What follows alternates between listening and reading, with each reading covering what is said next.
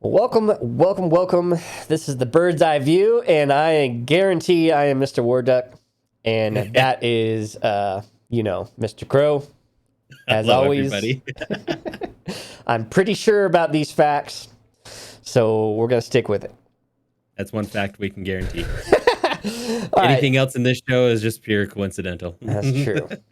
That's true. Do we need like a disclaimer about these are opinions and don't mean shit? Or nah, everybody knows that anyway. Anybody who should know us, I don't know. We haven't been trolled yet, so yeah. No. All right. So, where are you on Cyborgs? Where am I on Cyborgs? Yeah. I am kind of torn. I think they could be really cool, but they also kind of scare me a little bit. Like, I think the possibility of having them walk among us just sounds amazing, right? So, like, I think it sounds cool to be able to do that kind of stuff, but yet now hold on. So having them come across, right. So there's a difference between a robot and a cyborg. Yeah. Right? Because I read a lot of like spacefaring fantasy style stuff. And when I hear cyborg, it's usually some military purpose, and it's some half human. Basically, RoboCop is a cyborg. Correct. I was thinking part flesh and then part computer. I was thinking Jean-Claude Van Damme's movie Cyborg. Yes. Okay, fine. Just use the definition of the movie. Whatever, fine. Right. I'm going with the flow. So I don't want to get like Terminator, because that's not necessarily the same cyborg. That's straight up machine. That's a machine, but I believe they were calling it a cyborg, weren't they? I think so, yes. I think he's referred to as a cyborg. Right, but that's a straight up machine that has no human flesh. Well, I guess it did. Well, the original one did. The T1 did, though, right? Yeah. The other ones were like liquid, whatever. Yeah. Never mind. Forget Terminator. Just scratch that part off. We didn't talk about that. All right. So, so the article we found. Brush up on your 80s movies and go watch Cyborg. There you go. So we found this article about a mass of human brain cells in a petri dish have been taught to play Pong. A cyborg. A cyborg. Yes. So this is just when I was like, what? Okay, so they created human stem cells, and then they grew. Sorry, they placed human stem cells on the top of a microelectric array where they grew into brain cells. So I don't know the science behind.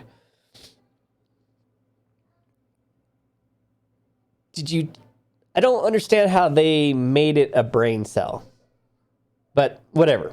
So that part of the science stuff I don't really get. But so they got these brain cells in this electric array to interact with each other. Yes. And then they taught it to play fucking Pong. Yeah. Not that it's a hard game, but it does take a reaction. It does, based on how the ball or dot moves, you do have to react to it. So the distance of the signals gives the cells information regarding frequency. As with real Pong, the paddles can only move left or right. And also, like the real game, the goal is to move the paddle into the path of the ball.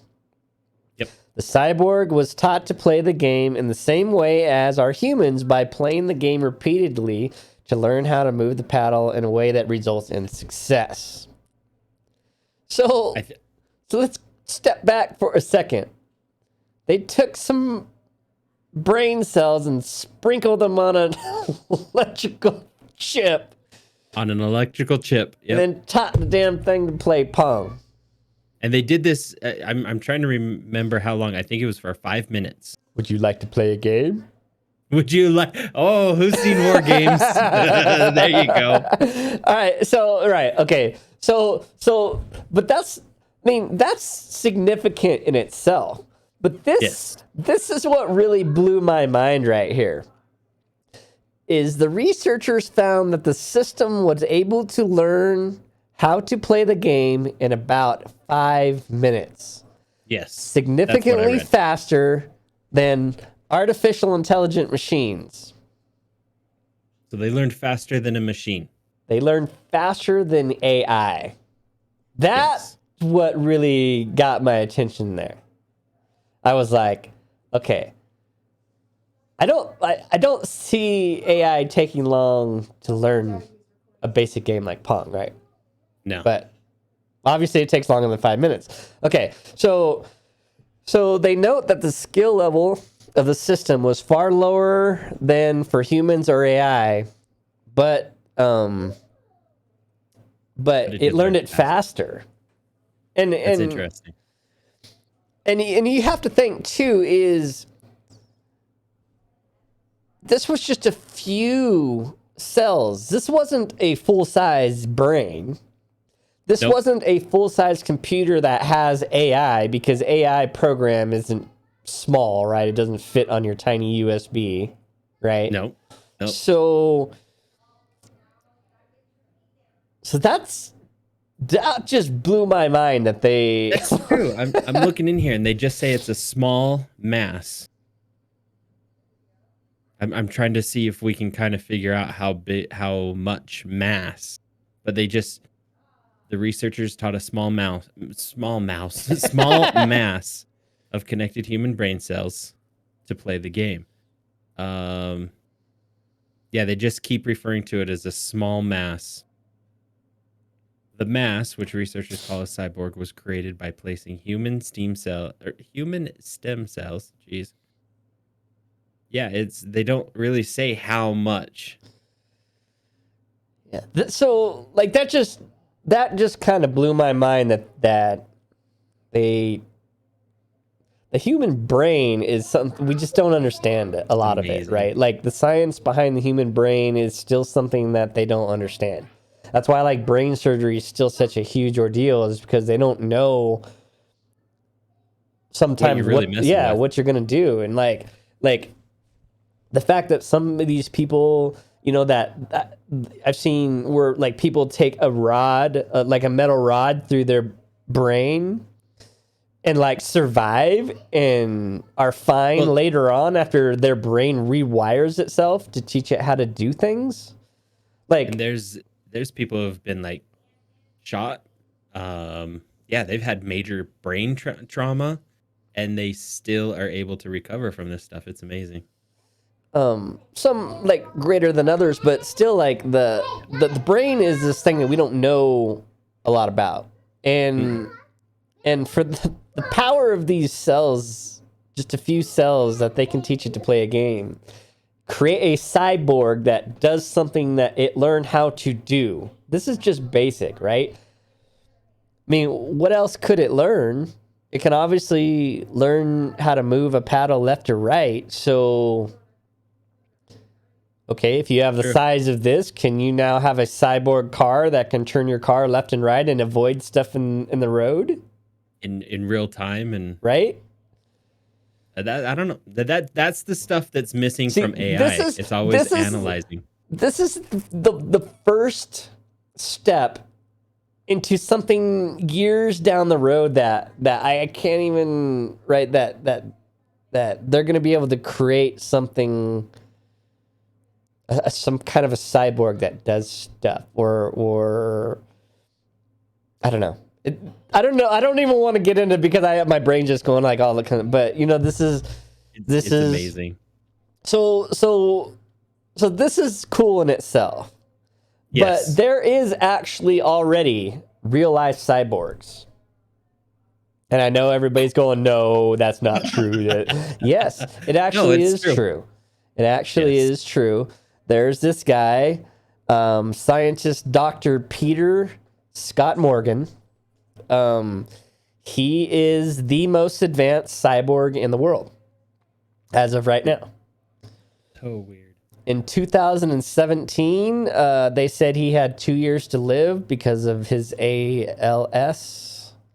And he decided that wasn't acceptable for him. So he volunteered to do surgeries before his body failed to prolong his life. Now, this is the same thing that I think Stephen Hawking has, where like you lose all your muscle control and it's kind of painful and some other things like that. Yeah, I believe so. So he volunteered to basically have all of his body fluid functions by machine. That just sounds so scary. Right. So and so cool, but so scary. Food intake and outtake is controlled by a machine, is done by a machine. Breathing is done by a machine. Do you really need to eat when you're... Yeah. I guess depending on what you need, how much of your body you will still have, right? Right. So here's the thing is I don't know. So if you get rid of, I don't know how this biomechanical feeding part works, right? So I don't know like how much of, do you still need your stomach? Do you still need your intestines? Like there's a lot of that is just now bypassed, right? Because really all you're doing is just getting intravenous nutrients. Yeah. So since you're not eating anything, you don't need your trachea, which he has now, the oxygen thing that I forgot what they call it. Trachea. Anyway. The trachea. Yeah. Anyway, he has the oxygen to there for the machine to breathe for him. Yeah. And then through the trachea. But yeah, I don't know what the thing's called. Tracheotomy, I think that's what it is, maybe. Anyway. Maybe. Okay.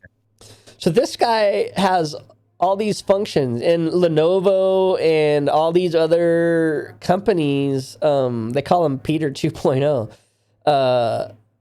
have gotten together and like really jumped in to help this guy, to where he has this eye tracking stuff where he can write emails and do all this stuff. He has a screen that he wears with a 3D animation of himself where he can use his eyes to communicate and move around and do all this stuff with the use of artificial intelligence and learning computers and all this other stuff. It's very, very interesting. I'll put this, we're not going to get too much into this because this is a super long article, but I'm going to put this article, I'll link it in the description for you just to go through and read because it is very interesting. I didn't read it in depth because it was very long. Like it wasn't what I was kind of expecting, but what I did read is very interesting. It just to hear and see of some of the stuff that they're doing. Just amazing. It's mind-blowing. So, with the extraordinary support from his husband, Francis, and countless kind, brilliant collaborators, I find the one dark future incredibly bright, Scott says, whose ultimate goal is to control his synthetic voice, avatar, word predictor, self-driving vehicles, and exoskeleton through a single user interface. That's pretty significant of all the things that he wants to do. Now, think about this, though, is they already have artificial hearts. Yes. Well, yeah, don't they have a... No, I guess they do. Yeah, they have artificial hearts. Artificial hearts. So, if you're already breathing on a machine, do you need lungs? If you get an artificial heart, then you don't need that. I mean, this guy could really go a lot farther than he already has, but he doesn't need to yet. But I'm thinking, like, down the road is... At what point does this... I mean, because this guy has already gone a long way. Way farther than anybody else. Oh, yeah. But that's kind of my question is, like, what do you need? Like, when it really when you become that cyborg part, you know, kind of thing, what are you needing? Like, you're just needing the nutrients to keep your brain alive, right? So speaking on the Petri thing, you know, it's like Your it really comes brain, down. your blood, and your nutrients and oxygen, right? I mean, that's it. So you're gonna need the oxygen. Yeah, for sure.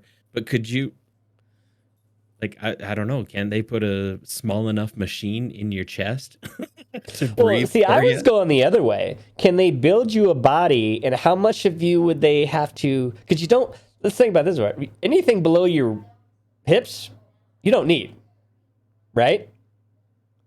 Most people, yeah. Okay. So at what point, if you are like, I don't like your internal organs Mm-hmm.